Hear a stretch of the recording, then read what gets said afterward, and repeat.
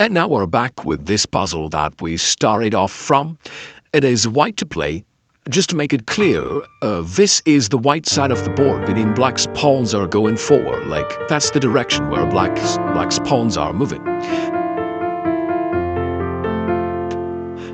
As we can see, white has an extra queen, which gives white a significant major advantage. But there's an obvious problem.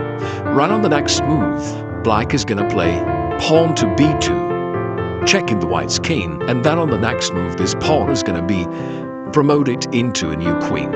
Also notice that black has this very nicely placed bishop on h7, which controls the white squares around the white's king. And therefore, although it makes it really almost impossible to stop this very straightforward threat, despite of having an extra queen. Do you know what should white do here? If you wish, you may pause the video for a few seconds and try to find the solution, but let me warn you, it's not easy. And the way to go is, white should really do something to stop black from playing pawn to b2, and therefore white must play a forcing move. And the most forcing move in chess is a check, because check forces an opponent to do something about his king. And in this case, the only way that white can do to deflect black from this pawn b2 move is by giving away the knight. Therefore, its knight goes to c2. Now, what should black do now? Well, the most natural move is bishop takes c2. But here, there is a little problem that black now experiences. On the next move, when black plays pawn to b2, the white's king, instead of moving away, it can capture this bishop on c2 because it will be left unprotected. And using this motif, white can currently play queen to b8, so that on the next move, when black tries playing b2 and really has nothing to do because otherwise white is ready to deliver a checkmate along the a file. Therefore, black really has to do something. And if he tries pawn to b2, now it does not work, because as we discussed, white can just grab the pawn, grab the bishop. And notice that the black's pawn cannot really go forward, because this square is already controlled by the white's queen. Therefore, in this variation, white is just winning. On the next move, he'll be playing that queen a7 checkmate. Alright, we came back almost to the starting position of this puzzle. The starting position was before white played knight to c2, and now after white made that move, we have just analyzed that taking this knight by the bishop is losing for black. But what else can black do?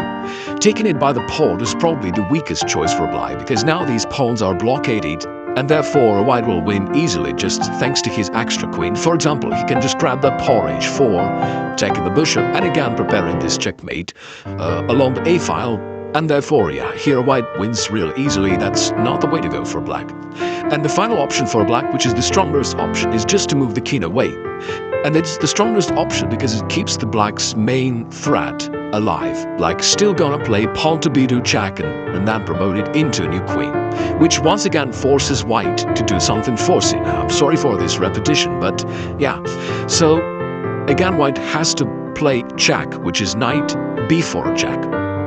This time it is a double check, because not only the knight delivers check, but it's also a discovered check from the white's queen, which forces black to move his king.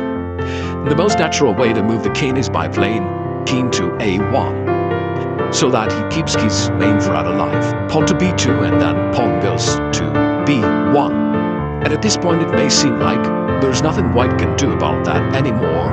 Maybe white can go knight to c2 back, and that would be quite an unusual perpetual check, which white may deliver here. But can white win? That's the question. And it turns out that he can by sacrificing the queen, playing queen to a2. Really, very shocking move, giving away the queen and just leaving white with his lonely knight. But it turns out that after this sacrifice, the black skin is locked in the corner, and the only thing white need to do in order to deliver a checkmate is just to make a check, which is what he do by bringing his knight to b3 square. And he can do this by playing knight to c6, aiming at d4 square firstly, and regardless of what black does, let's say he plays pawn to h3, white goes knight d4, threatening knight b3 checkmate on the next move. There is nothing black can do about that, even though he can take control over the b3 square by playing bishop to g8. But in this case, white can deliver a hook from the other side by playing knight to c2 checkmate.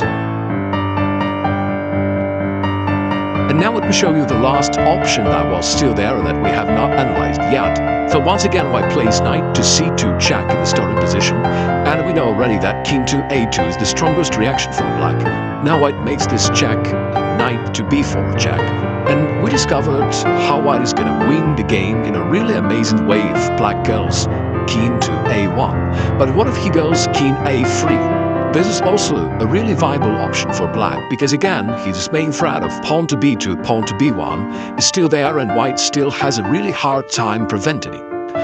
But the way to do this is, first of all, by playing knight to d3. Temporarily, the knight controls this square, and therefore black can't play b2 anymore, because in that case, white would just capture that pawn with the knight.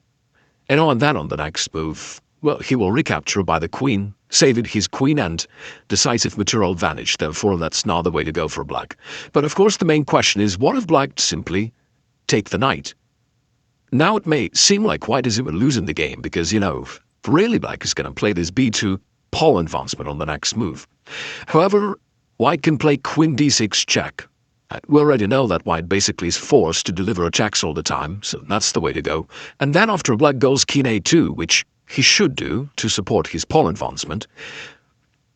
Now there is a really tricky thing that white can do. Again, white can't just do any usual move because of b2 and then followed by b1 promoting a new queen. But he can play queen to d5. A really subtle, cool move which puts the pin on this pawn temporarily. Therefore, I can't move this pawn right now. And on the next move, white is ready to play queen a5, delivering a checkmate. And funnily enough, there is nothing that I can do about this. And by using this pin in the end of this position, white wins the game in this variation just as well. It's been a really cool puzzle. What I like the most about it is that almost in every sideline, there was something amazing and something unexpected. Let me know in the comments below if you managed to find the winning continuation of this puzzle in the starting position. And if you did, I gotta tell you that you have significant potential at chess because the puzzle is really difficult.